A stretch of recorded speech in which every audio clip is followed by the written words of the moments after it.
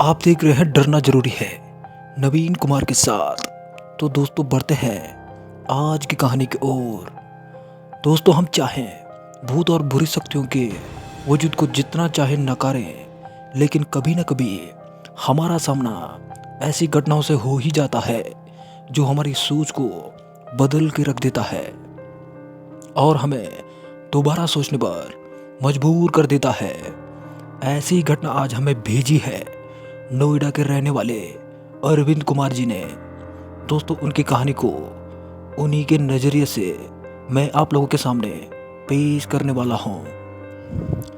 दोस्तों मैं अरविंद हूँ और मैं आज आप लोगों को अपने जीवन की एक ऐसी सच्ची खौफनाक घटना के बारे में बताने जा रहा हूँ जिसे सुनकर आपके भी रोंगटे खड़े हो जाएंगे। दोस्तों इस घटना से पहले मुझे भूत प्रेतों की इन बातों पर जरा सा भी विश्वास नहीं था, लेकिन इस घटना ने मुझे अपनी आंखें खोलने पर मजबूर कर दिया था। और अब जब भी भूत प्रेतों की बातें होती हैं तो मुझे डर का एहसास होने लगता है। दोस्तों ये घटना आज से लगभग 10 साल पुरानी है। दोस्तों उस समय मैं एक कंपनी में गार्ड की नौकरी करता था और इस काम के मुझे अच्छे पैसे भी मिलते थे।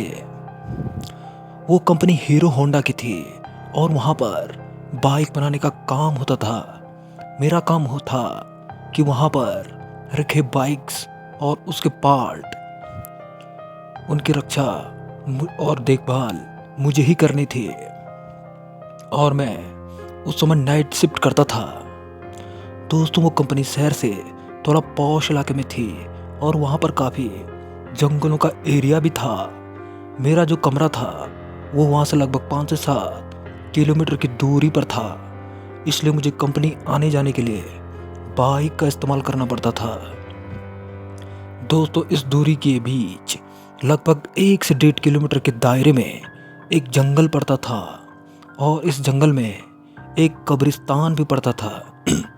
दिन में तो इस जंगल में गाड़ियों की आवाजाही के कारण माहौल सामान्य बना रहता था, लेकिन रात होते ही ये जंगल अपने भयानक रूप में सामने आता था। दोस्तों इस जंगल में रात में गुजरने से अच्छों की हालत टाइट हो जाती थी और अक्सर मैंने लोगों से कहते हुए सुना था कि इस जंगल में जो भी रात के 10 बजे के बाद जाता है तो उसके साथ कोई न कोई भूतिया घटना जरूर घटती है। खैर मैं तो ठहरा बहादुर किस्म का आदमी, तो मैं इन बातों पर ज़्यादा ध्यान नहीं देता था।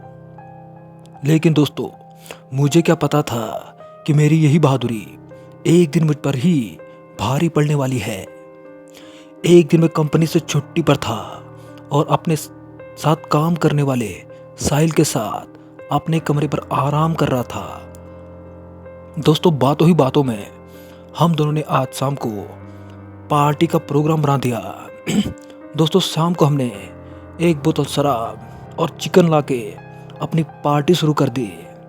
दोस्तों आधी बोतल घटकने के बाद अब शराब का असर हमारे दिमाग पर पड़ने लगा था और साहिल मेरे से पीने के बाद बोला, अरे अरविंद भाई, मैंने सुना है कि तुम भूत प्रेतों के पर विश्वास नहीं करते हो।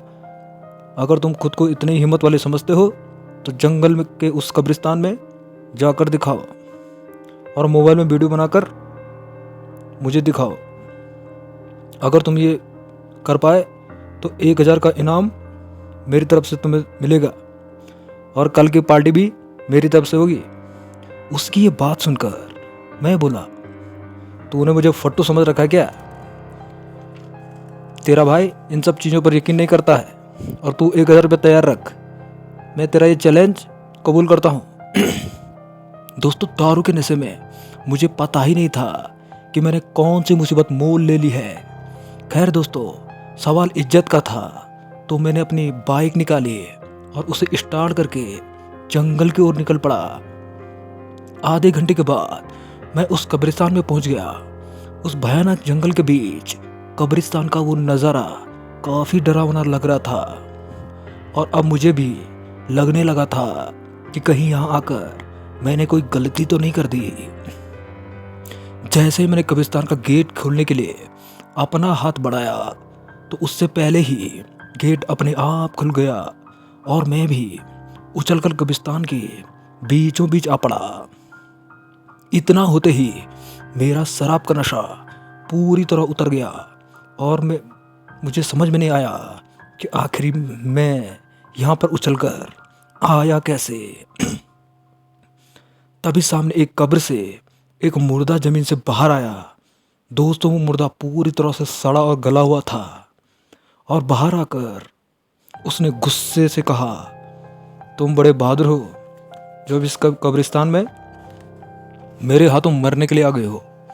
इतना कहते ही उसने मुझे अपने हाथ से उठा दिया और मुझे काफ़ी दूर फेंक दिया और मेरा सिर एक पत्थर पर काफ़ी जोर से लग गया और मैं वहीं पर अपना होश खोकर बेहोश हो गया। दोस्तों, अगले दिन मेरी आंखें हॉस्पिटल में खुली और मेरे सामने मेरा दोस्त साहिल खड़ा था।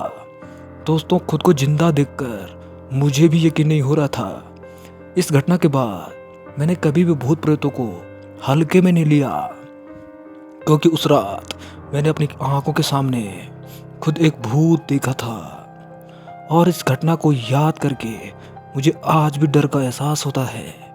तो दोस्तों, इस कहानी में इतना ही। मिलते हैं नेक्स्ट वीडियो में, तब तक के लिए गुड बाय।